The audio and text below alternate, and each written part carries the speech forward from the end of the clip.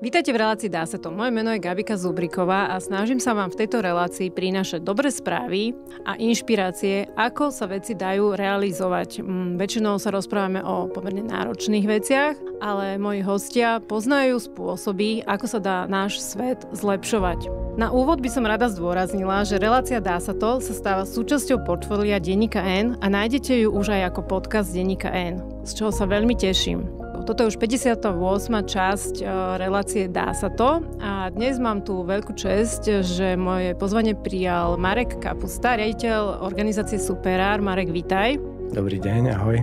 S Marekom sa poznáme už viac ako 25 rokov. Sme tu teraz pred chvíľočkou troška si tak zaspomínali na naše staré časy v predchodkyni nadácie Pontis, v nadácii pre občiansku spoločnosť, kde Marek pracoval v tom čase na kampani Rok volieb. Neviem, kto z našich divákov a poslucháčov si túto kampaň spred 25 rokov ešte pamätá. V každom prípade naše cesty sa potom rozdelili a teraz už dlhé roky viem, že vedieš organizáciu Superár, ktorú evidujem, že je super organizácia, tak poďme povedať, že čo vlastne robíte. Ale začali by sme s tým, aby si sa teda ty troška viac predstavil. Kto si, ako si mal tú životnú cestu a prečo robíš to, čo robíš? No, ja som z Banskej Štiavnice pôvodom. Som z takej idealistickej rodiny. Dosť môj otec bol ochranár a ešte za socializmu si pamätám, že bol taký plný nadšenia a vedel ľudí nadchnúť, vedel zorganizovať brigádu, kde prišlo 300 ľudí a vlastne od malička nás rodičia vedli k tomu, že sa veci dajú ovplyvňovať, aj keď sme v tom temne žili, plných rôznych obmedzení politických, ale dali sa aj vtedy robiť aktivity, ktoré mali nejaký občiansky rozmer. Takže to bol taký asi prvý základný vklad. Ja som potom vlastne ešte ako študent na strednej škole začal otcovi pomáhať vlastne v jeho neziskovke v Štiavnici. Potom som sa takým oblúkom dostal medzi pozorovateľov volieb v Bosne, tesne po ukončení vojny alebo bojov. A bol to tak silný zážitok vlastne navštíviť tú krajinu, kde to ešte tlelo a kde sme počúvali tie príbehy hrozné, že sme všetci, čo sme tam boli, sme sa vrátili po 2 týždňoch domov úplne premontovaní.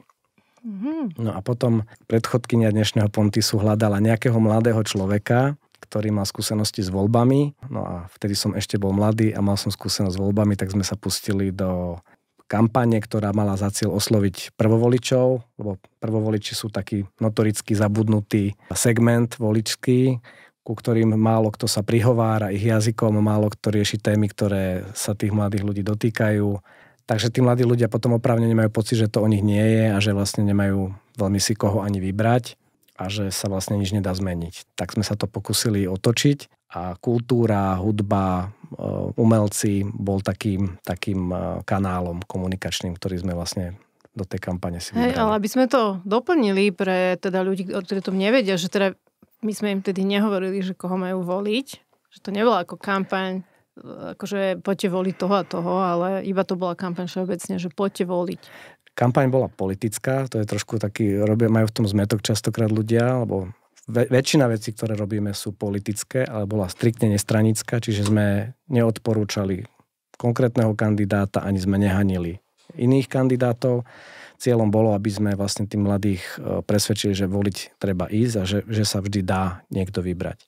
A vlastne istým spôsobom aj ovplyvniť politické strany, aby vnímali tých mladých ľudí ako dôležitú súčasť spoločnosti, ktorým takisto treba sa prihovoriť a riešiť aj témy a problémy, ktoré ich zaujímajú. Vtedy bol svet taký čierno-bielejší, mladí ľudia boli veľmi vtedy otvorene proevropskí, len mali takú tú skepsu, že či sa to nejako dá.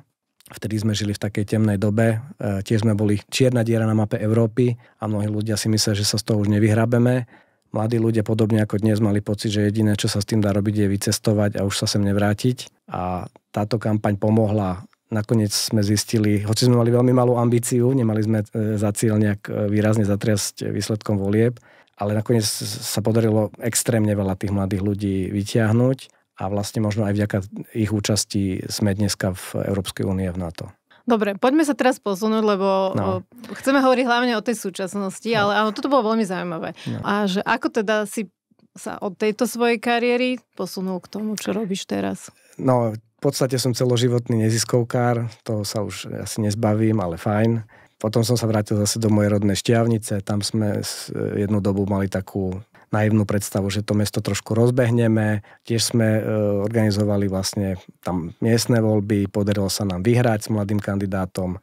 Snažili sme sa nájsť nejakú novú víziu toho mesta a súčasťou tej práce bolo aj spolupráca s rómskou komunitou v Štiavnici. Tam bol taký, alebo je tam stále skvelý pár, Jaro a Marka Koledovci, ktorí sami prišli z iniciatívou, že chcú zlepšiť život Rómov, tam v jednej také vylúčenej lokalite.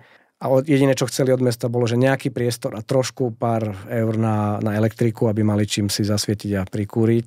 Takže zase akože miniatúrna požiadavka, obrovský kus práce, spravili fantastickú prácu s deťmi. Takže ma to tak úplne vtiahlo, táto téma, predtým som sa jej nejak nevenoval. No a potom sme žiaľ voľby prehrali, toto všetko skončilo, ten priestor prislúbili miestni politici rodine, ktorá bola známa úžerov z toho sídliska, takže malo to taký veľmi nepríjemnú otočku.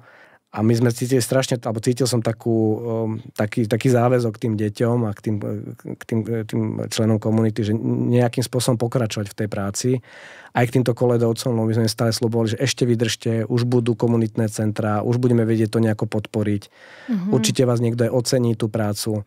A nakoniec ju ocenil aspoň tým, že častokrát tam chodili návštevy, chodili tam veľvyslanci, chodili tam odborníci na psychológovia, merali si, ako sa tie deti vlastne posunuli.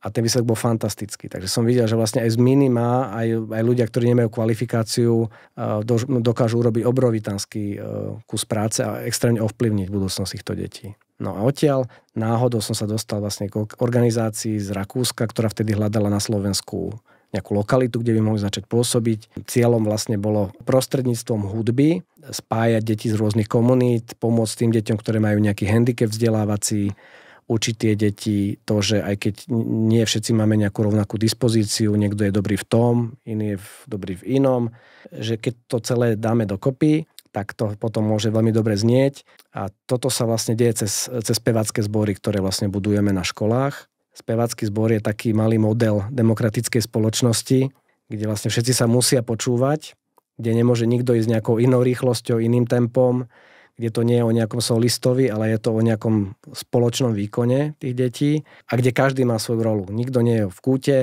my pracujeme s celými skupinami detí alebo s celými triedami a pointa je, že všetky tie deti, ktoré v tej triede sú, musíme zapojiť.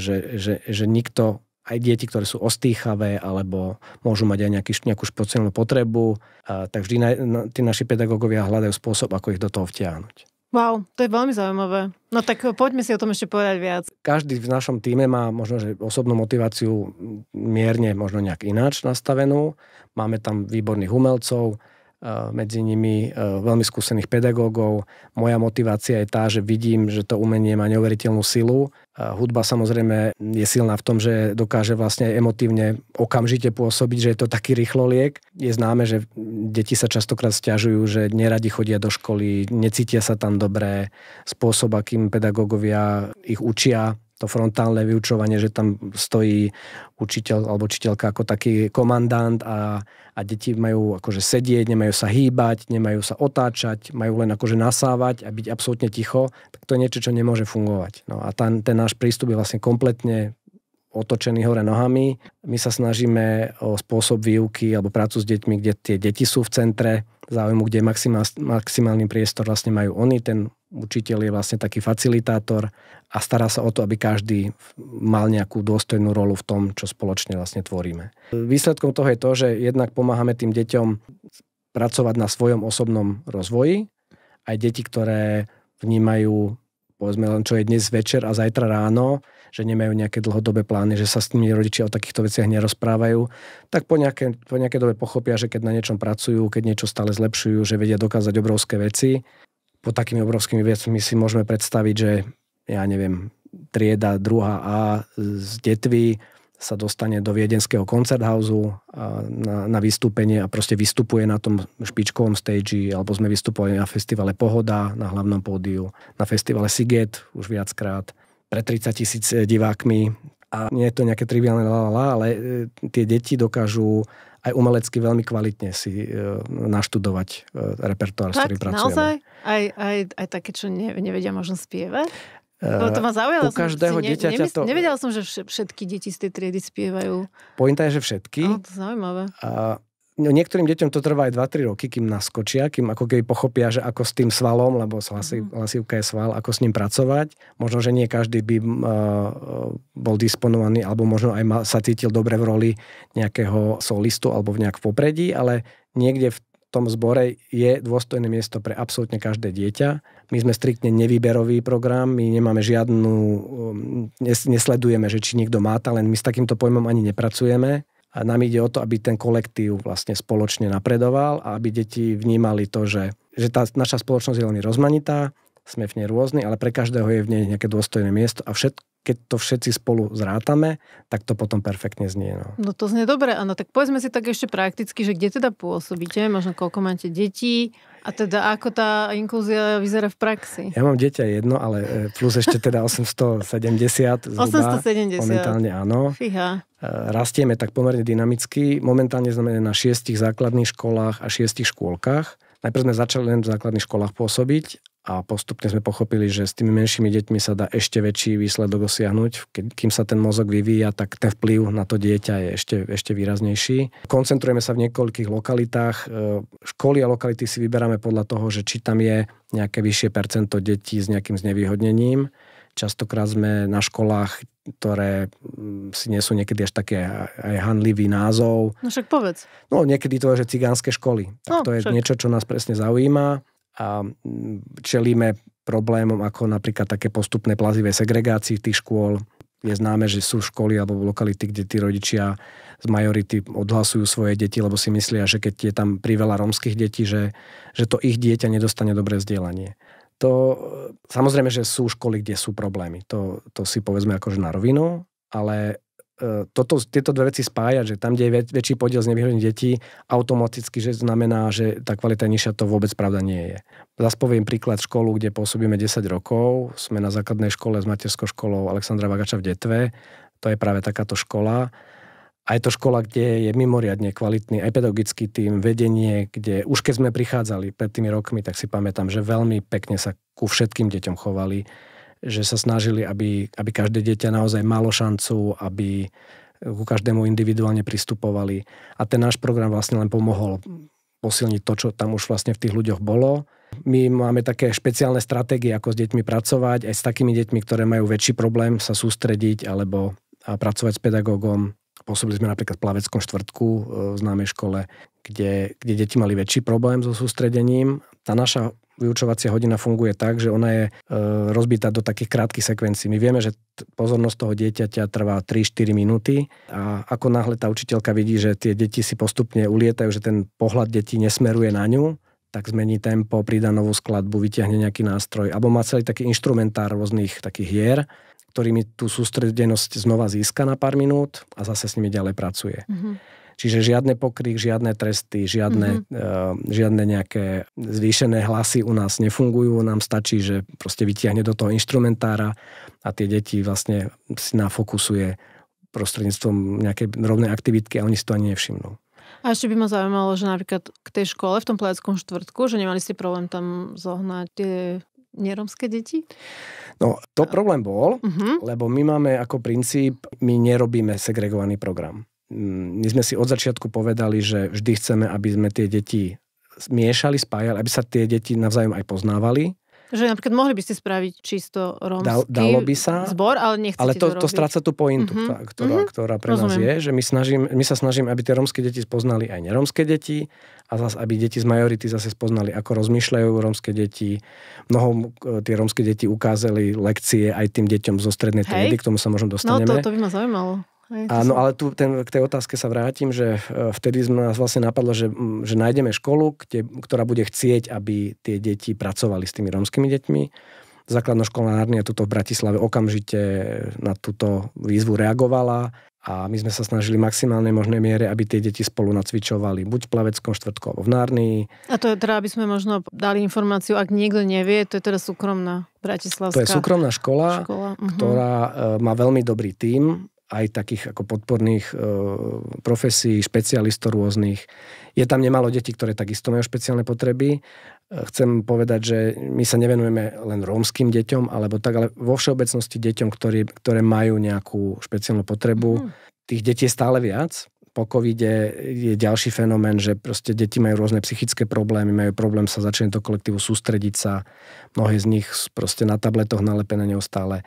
Čiže rôzne negatívne javy a to naše školstvo a spoločnosť nie celkom dokáže reagovať dostatočne rýchlo a účinne. Takže to je niečo, kde pôsobíme my vlastne. No a poďme teraz, k tomuto ma zaujalo, že čo to môže priniesť deťom z Narnie, zapojenie do takéhoto programu? Narnia je výborný príklad, lebo to je škola, kde obrovskú energiu vkladajú do učenia detí takým ako základným cnostiam, to nazvime, že si máme jeden druhého vážiť bez ohľadu na to, odkiaľ kto pochádza, alebo koľko má peňazí, aké auto parkuje. Že ten hodnotový základ tam naozaj reálne nie je to žiadny reklamný slogan, ale naozaj tá škola do toho veľa investuje.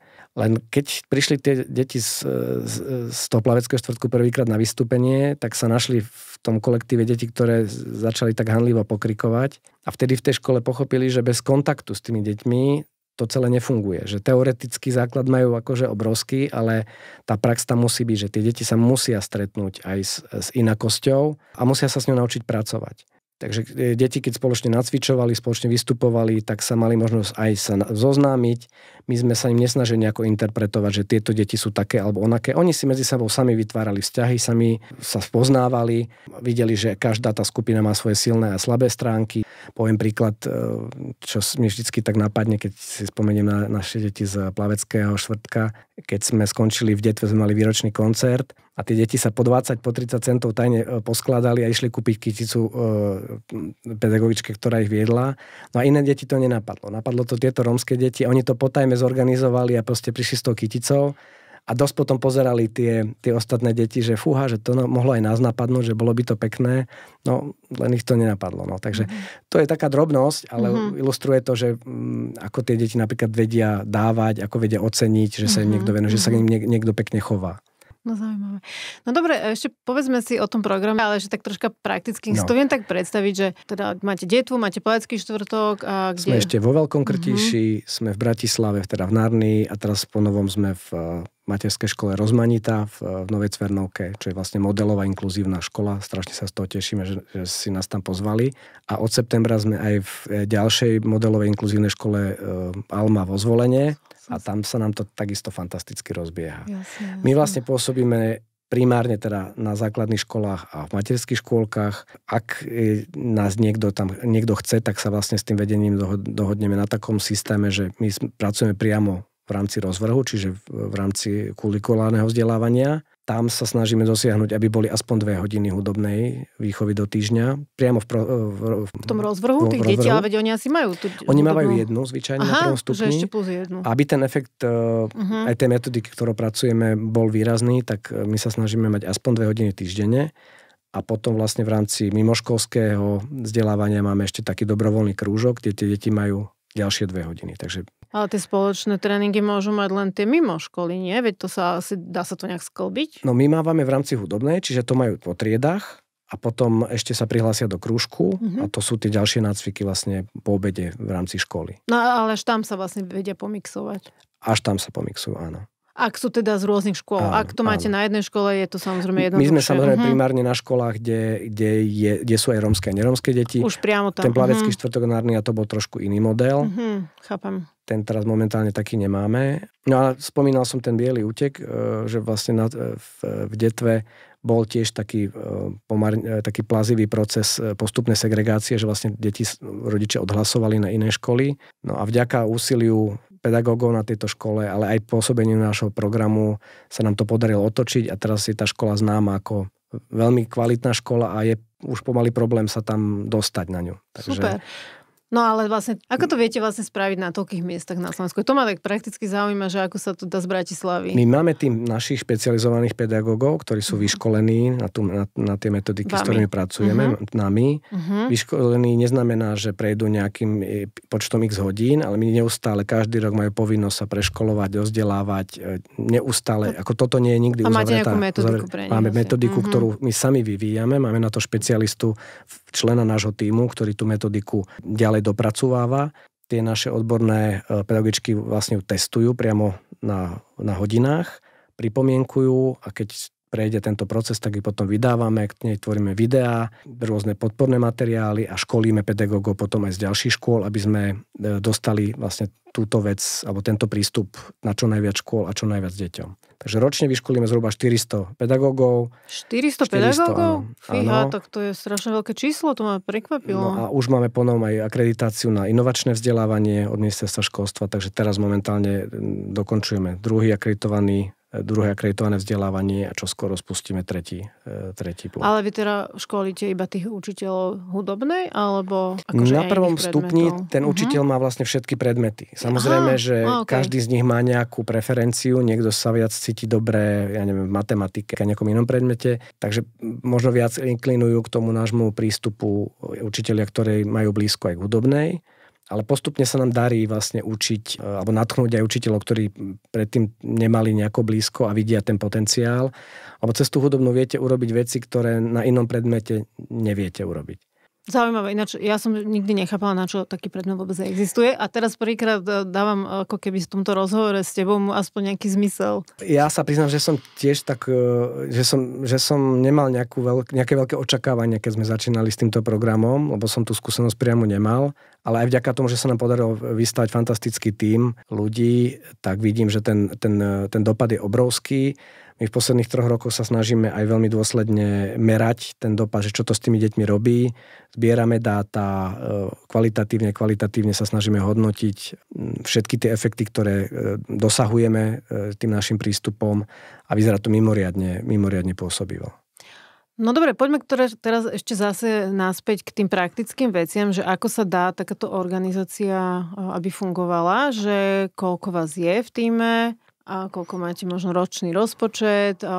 Hovoril si, že fungujete, myslím, že 10 rokov, či viac? My sme 10 rokov. Začali sme vlastne ako projekt rakúskej materskej organizácie. Hej, aj o tom ešte povedz, prosím ťa, viac. Takže celý ten koncept prišiel z Venezuely, nezvyčajná destinácia na nejaký koncept, ktorý sa rozbehne po celom svete. Tam majú problém s takými deťmi ulice, tam je to proste sociálny fenomén, že je tam veľmi rozšírená kriminalita takých detských gangov. A jeden múdry pán si povedal, že s tým niečo urobí a on chcel ich vlastne tie deti priviesť k hudbe a zakladal také telesa hudobné, kam tie deti vlastne akoby stiahol. A znie to ako scenár z bečkového filmu, ale naozaj som povedal, že tisíce detí do tohto takto vtiahnuť a zrazu našli v tej hudbe zmysluplnú aktivitu, mnohé z nich aj zamestnanie a kariéru a podarilo sa ich vlastne stiahnuť z tej ulice, obrazne povedané, do hudobného telesa.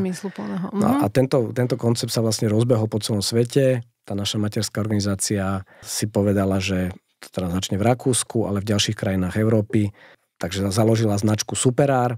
Nemá to nič zo Superstar. Superár znamená z latinčiny prekonať. Aha. Prekonať nejaký problém, prekonať sám seba. Čiže vlastne prekonávame bariéry, prekonávame problémy spoločnosti. No a na Slovensku vlastne tú vlastnú našu organizáciu občianske združenie sme založili koncom roka 2016. A v ktorých krajinách ste ešte v Európe? Sme v Bosne a Hercegovine, sme v Maďarsku, v Rumunsku, v Rakúsku, Švajčiarsku, teraz sa začína program v Nemecku a v Poľsku. No zaujímavé, takéto prepojenie celoeurópske. Super. No a na Slovensku sme sa neuveriteľne rozbehli, takou možno poviem to aj irónou osudu. My sme taká krajina, kde talent a schopnosť sa niekedy necení a kde kvalitní ľudia sú zo dňa na deň prepustení a príde tam nejaká kamoška z Kice miesto nich, tak to vlastne sme začali aj my. My máme v tíme ľudí, ktorí by v inej krajine vyvážili zlatom a boli by proste mali by vlastné akademické pracovisko s podporným tímom. U nás tých ľudí vysoká škola nedocenila, zbavila sa ich, lebo boli príliš mladí a progresívni. No oni sú tí tvorcovia metodiky, oni vlastne vzdelávajú týchto pedagógov, kolegovia Ivan Schiller, Tomáš Boroš, Kristína Uhlíková, ale aj naše pedagogičky vlastne sú súčasťou tohto tímu, takže my sme veľmi potom prudko vyrástli práve na základe tohto tímu z pedagogickej fakulte tu v Bratislave tu pôsobili. No a sú tak dobrí, že sa vlastne z celej Európy teraz ozývajú kolegovia, že by chceli pracovať s tými našimi metodikami. Takže teraz sme boli práve na ceste vo Švajčiarsku a v Taliansku a je velikánsky dopyt, lebo vidia, že to, čo vyvíjame, funguje. Aj dáta, ktoré zbierame, my máme vlastne taký spoločný systém, ktorým si meriame ten dopad a vieme si keď tie efekty v rámci tejto našej európskej siete. Len tak jedna rýchla otázka do toho, že čo napríklad meriate? Keď vieš jednu vec povedať, že pred a po. Samozrejme, zbierame základné čísla, koľko máme detí v programe, koľko chlapcov, koľko dievčat. Veľmi dôsledne si zbierame dáta o tom, aké formy znevýhodnenia máme. To znamená nielen deti zo sociálne znevýhodnené prostredia, z osád, koľko máme detí z Ukrajiny, vysídlencov, koľko máme detí s nejakou diagnózou, koľko máme detí s nejakým telesným znevýhodnením. Ale pod tým znevýhodneniami napríklad máme aj koľko máme detí s jedným rodičom, živiteľom. Lebo tie deti sú zraniteľné a môže to mať vplyv na ich vzdelávanie. Takže toto si dôsledne evidujeme. No a čo sa týka potom tých dopadov na deti, tak to skúmame primárne kvalitatívne, máme rôzne formy komunikácie alebo spätnej väzby od rodičov, od pedagógov, ktorí nie sú v našom tíme, od vedení škôl. Ako napríklad prospech? Nie, prospech nesledujeme. Čo je tam takéto? My sa pýtame hlavne na to, že či pozorujú nejakú zmenu pri tom, aké sociálne väzby tieto deti vytvárajú, či ten kolektív tried je súdržný alebo súdržnejší ako bol. Či tie deti, či sa zmení ich sebavedomie, či sú schopné sa prihovoriť. Alebo pozornosť. Či sa ich pozornosť mení, áno. Aj napríklad. Dobre, už máme. Takže takéto zhruba, áno. Dobre, a poďme naspäť. Ja som sa pýtala aj na ten rozpočet, lebo to je také špecifikum tejto relácie, že vždy tu hovoríme aj o tom, ako sa tieto neziskové veci a iné projekty financujú. Tak, momentálne je 20 ľudí, áno. Z nich 10 máme pedagógov špecializovaných, 4 sú členovia vlastne, ktorí vytvárajú metodiky a školia pedagógov a ostatní sme potom vlastne akoby administratívno podporný tím, máme tam špecialistku na PR, máme tam kolegyňu, čo sa venuje vzťahom s donormi a ja som také dievča pre všetko, že píšem projekty, zháňam peniaze, pomáham organizovať veci. Rozpočet teraz bude zhruba nejakých 400 000 eur. Ročne. A už sa budem musieť asi registrovať ako zahraničný agent, ako som sa dneska dočítal, lebo tento štát sa k nám chová macožsky. Keby nebolo súkromných zahraničných darcov, tak by sme vlastne nedokázali vôbec fungovať. Viac ako 90% našich zdrojov sú zdroje z 2 súkromných nadácií zahraničných. Čiže vlastne to je tiež tá výhoda toho, že ste celoeurópska sieť, hej, že vlastne dokážete sa dostať aj k zahraničným súkromným darcom, čo asi, keby ste boli nejaká slovenská malá, iniciatíva, asi by ste to mali ťažšie.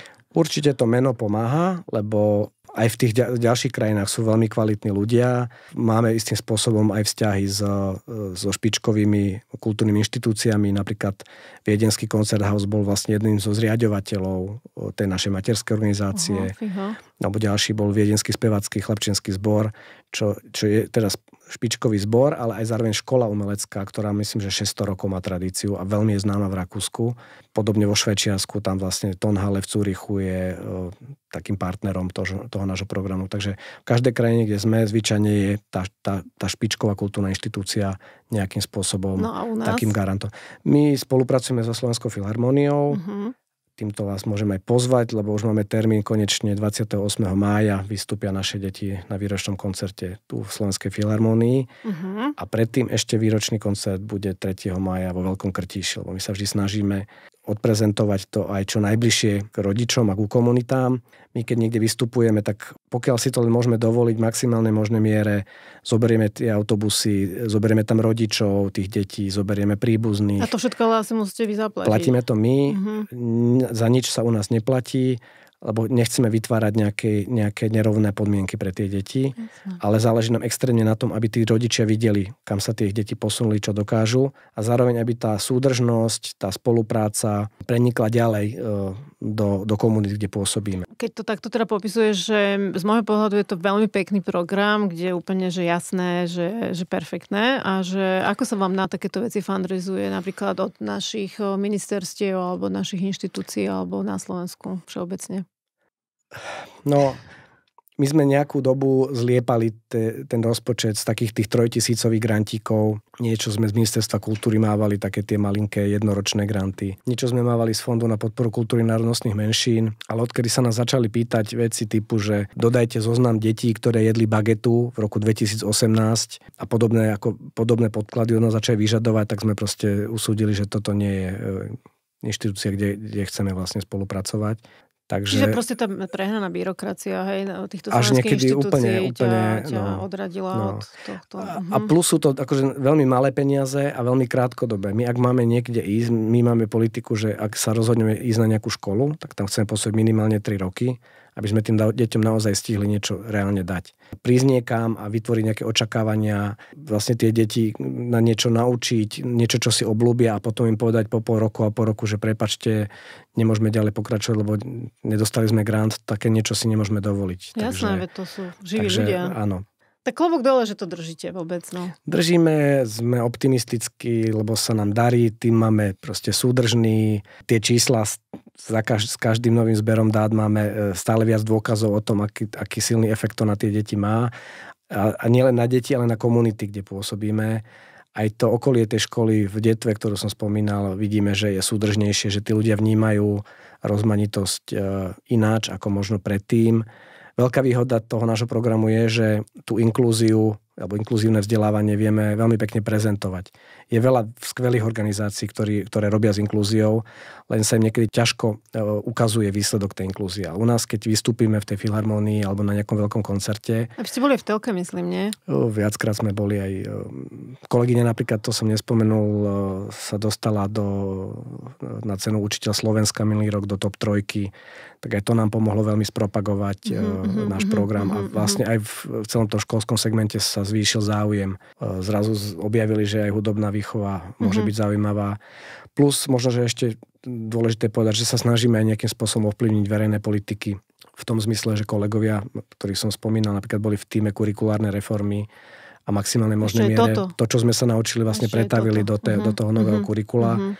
A my sa teraz snažíme o to, aby tá kurikulárna reforma uspela aj cez školenia pedagógov, vytváranie rôznych materiálov metodických, podporných pre učiteľov a snažíme sa inšpirovať čo najviac učiteľov, nielen teda hudobniarov alebo tých prvostupňových, ale tým prístupom, ktorým pracujeme aj vlastne kompletný pedagogický zbor na školách a darí sa nám to. Dobre, mohli by sme to tak možno ku koncu už smerovať takým nejakým zapojením našich divákov a poslucháčov, že teda teraz bude také obdobie, zamestnanci môžu poukazovať 2%, ešte pár dní a to, že si nestihneme do vydania tejto relácie, aj teda podnikatelia alebo s tým odloženým daňovým priznaním, tak vám môžu určite poukázať podiel dane. A teda, že čo by ešte tak mohli spraviť pre vás a možno, že čo by sa všetko dalo, keby ste mali viacej zdrojov, napríklad, že tak nakreslíme im takú nejakú šťastnú víziu, ku ktorej by mohli prispieť. Koho čo len trošku zaujal tento rozhovor, tak sa môže dozvedieť viac buď na našej facebookovej stránke. Internetovú stránku prerábame, je teda živá aj tá pôvodná, ale už nereflektuje tú realitu našu, ale v najbližších 2-3 týždňoch by mala ísť naživo nová stránka, ktorá vlastne má kompletnejšiu informáciu. Takže www.superar.sk alebo na Facebooku nás viete vyhľadať pod skratkou Superar.sk ako Slovensko. No a tam publikujeme aj výzvy darcovské, aj informácie, kde budeme vystupovať. Spomínal som tieto 2 veľké koncerty.